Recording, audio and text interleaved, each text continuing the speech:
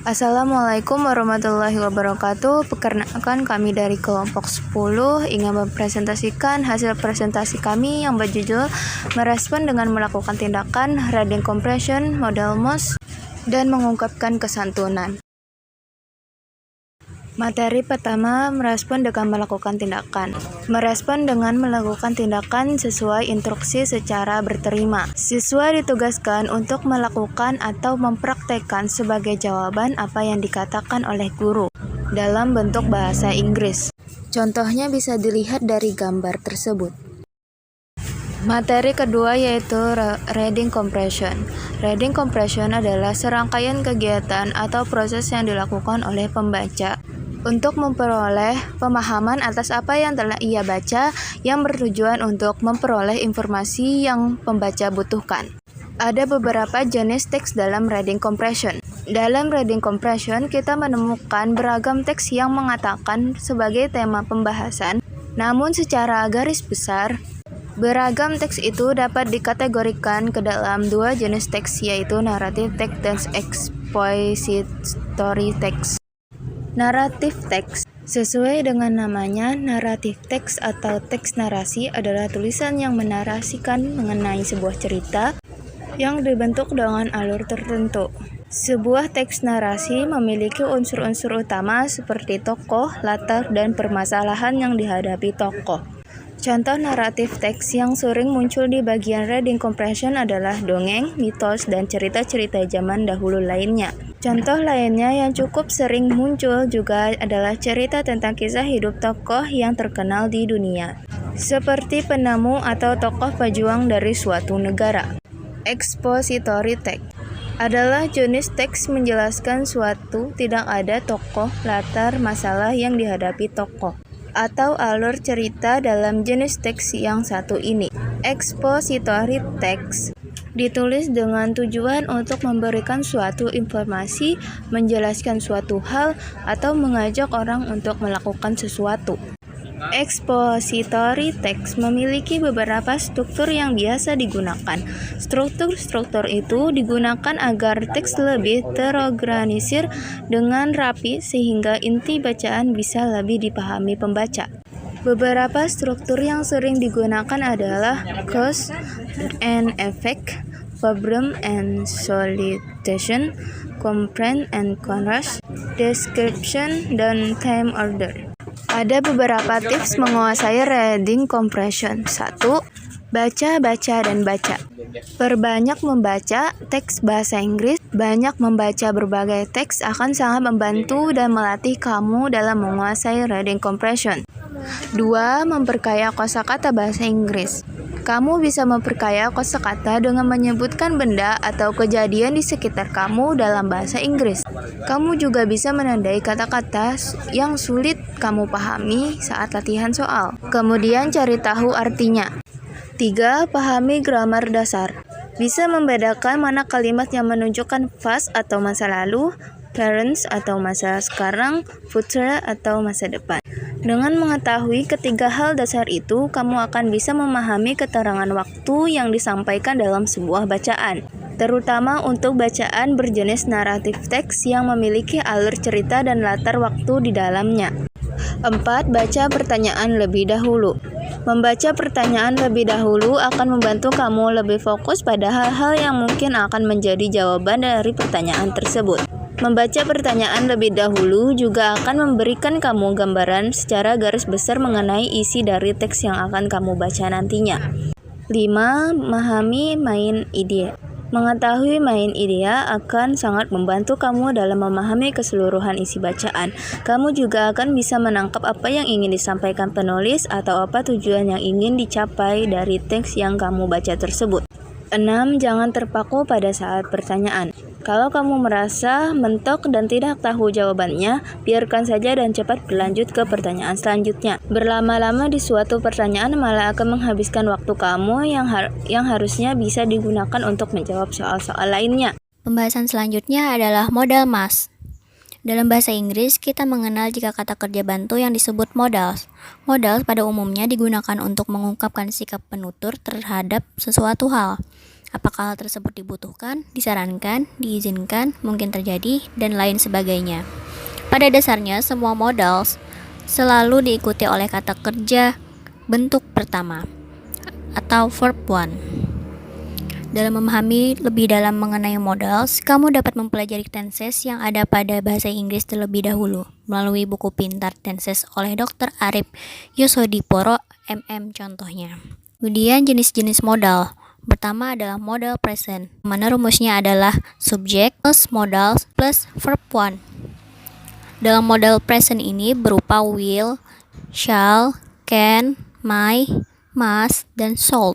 Will atau akan digunakan untuk menyatakan artinya akan dalam bentuk future simple tense dan sama dengan to be going to. Contohnya seperti I will go to Bandung tomorrow. Saya akan pergi ke Bandung besok. Kemudian berupa permintaan dengan sopan atau menawarkan. Contohnya, will you carry that bag for me? Maukah kamu membawakan tas itu untuk saya? Model present yang kedua adalah shall atau akan. Menyatakan akan dalam bentuk future tense. Contohnya, I shall go to Jakarta tomorrow. Saya akan pergi ke Jakarta besok. Atau menawarkan bantuan seperti shall I turn on the light? Haruskah saya menyalakan lampunya? Atau mengatakan janji. Contohnya, I shall meet her tomorrow. Saya akan bertemu dengannya besok. Kemudian must, yang artinya harus atau mesti. Kata kerja bantu yang berarti harus atau wajib digunakan untuk menyatakan keharusan atau mesti. Contohnya, you must go now. Kamu harus pergi sekarang. Atau dalam kalimat negatif dan membuat jawaban dari kalimat tanya. Selalu menggunakan need, not, atau needn't. Bukan must not atau mustn't. Contohnya, must I go now? Yes, you must. Or yes, you need. Kemudian, must not atau mustn't menunjukkan larangan atau tidak boleh. Contohnya, you must not smoke in the class. Kamu tidak boleh merokok di dalam kelas. Bisa juga must sama dengan artinya have to. Contohnya, you must read this book. Sama dengan you have to read this book. Terakhir, must tidak mempunyai bentuk past tense. Bentuk lampau yang memiliki arti yang sama adalah had to dan bentuknya sama untuk semua objek. Contohnya, I had to meet my sister yesterday. Saya harus bertemu dengan saudara perempuanku kemarin. Kemudian, may, mungkin atau boleh. Kata kerja bantu yang berarti boleh atau mungkin digunakan untuk menyatakan permohonan izin. Contohnya, may I borrow your motorcycle? Yes, you may. Kemudian untuk permohonan atau harapan. Contohnya, may you both full of happiness. Mudah-mudahan kalian berdua dilimpahi kebahagiaan. Selanjutnya, should atau ought to, yang artinya seharusnya. Kata ini digunakan untuk kata kerja bantu yang artinya sebaiknya atau seharusnya. Contohnya, she ought to be here now. Dia seharusnya ada di sini sekarang. Atau menyatakan tugas pekerjaan yang tidak terselesaikan atau terpenuhi atau terabaikan. Contohnya, the work ought to have been finished last week. Pekerjaan itu seharusnya sudah diselesaikan pekan lalu. Terakhir adalah can atau dapat. Digunakan untuk menyatakan kesanggupan atau kemahiran seseorang. Contohnya, I can sing. Saya bisa bernyanyi. Atau meminta izin. Contohnya, can I borrow your book? Bolehkah saya meminjam buku kamu? Atau menyatakan kemungkinan. Contohnya, he can be ill. Mungkinkah dia sakit? Dan selanjutnya tentang mengungkapkan kesantunan dalam berbahasa Inggris. Kesantunan berbahasa adalah akidah, kaidah atau norma perilaku berbahasa secara patut yang ditetapkan dan disepakati oleh suatu masyarakat untuk menjaga memelihara hubungan sosial, psikologis antar penutur. Dari pernyataan tersebut dapat dijelaskan bahwa kesantunan dapat diartikan sebagai suatu konsep tertentu yang terdapat dalam perilaku sosial yang santun atau etiket dalam suatu kebudayaan. Kesantunan pada umumnya dipahami sebagai tindakan melakukan hal-hal yang dapat diterima oleh masyarakat dalam suatu komunitas. Interaksi berbahasa Inggris selain memiliki banyak kosakata juga dapat menggunakan ekspresi yang pas saat melakukan pengucapan. Ekspresi dengan tambahan sopan santun akan memberikan baik untuk lawan bicara serta akan lebih mudah untuk menyampaikan pesan yang ingin disampaikan. Sopan dalam bahasa Inggris. Berikut adalah kata atau kalimat yang santun atau sopan yang baik untuk percakapan formal maupun informal. Berikut adalah beberapa contohnya. Yang pertama adalah please. Kata please kalau diterjemahkan dalam bahasa Indonesia berarti tolong atau mohon. Hampir semua perkataan dapat mengisipkan kata please, baik di awal ataupun akhir kalimat, khususnya bila kita meminta orang lain untuk melakukan sesuatu atau bantuan. Contohnya, please, can you pass me the ketchup bottle? Tolong, bisakah kamu memberikan saya botol saus tomat? Could you please speak slower? Tolong, bisakah kamu bicara lebih pelan? Please, write down your name and address. Tolong tuliskan nama dan alamatmu. Open the door, please. Bukakan pintu, tolong. Kata ini kerap dipakai saat meminta tolong pada orang lain. Bahkan kalimat imperatif atau perintah akan lebih sopan dengan memakai kata please di dalamnya. Dengan demikian, kesan kasar dapat dihindari. Kemudian adalah thank you. Menambahkan kata thank you untuk setiap kalimat akan memberikan kesan baik pada lawan bicara. Gunakan khususnya saat mendapatkan bantuan atau menerima sesuatu dari orang lain. Contohnya, thank you for coming to my birthday party. This is a very nice bag. Thank you so much. Thank you for taking time from your busy schedules to see me. Selanjutnya adalah kata excuse me. Excuse me dipakai sebagai ekspresi sopan untuk menginstruksi atau meminta tolong orang untuk melakukan sesuatu. Kata ini juga dapat dipakai untuk menarik perhatian orang sebagai pembuka percakapan. Contohnya, excuse me, is this editor's office? Permisi, apakah ini kantor editor? Excuse me, could you please turn down the music? My baby is next door and is sick. Maaf, bisakah menurunkan volume musiknya? Bayi saya di sebelah dan sedang sakit. Kalimat ini dalam bahasa Indonesia dapat diartikan sebagai maaf atau permisi. Dalam menerjemahkan dapat memakai salah satu di antara keduanya. Yang keempat adalah I'm sorry. Ungkapan kesantunan yang diperlukan dalam percakapan adalah mengungkapkan kata maaf. Apapun konsep pembicaraannya, kamu dapat pakai kata ini sebagai bentuk kesopanan. Contohnya, I'm sorry, but we are out of milk and coffee. Maaf, kami kehabisan susu dan kopi. Sorry for keep you waiting. There were an accident nearby. Maaf, telah membuatmu menunggu, ada kecelakaan di dekat sini. I'm sorry, I wasn't paying attention and miscalculated the project.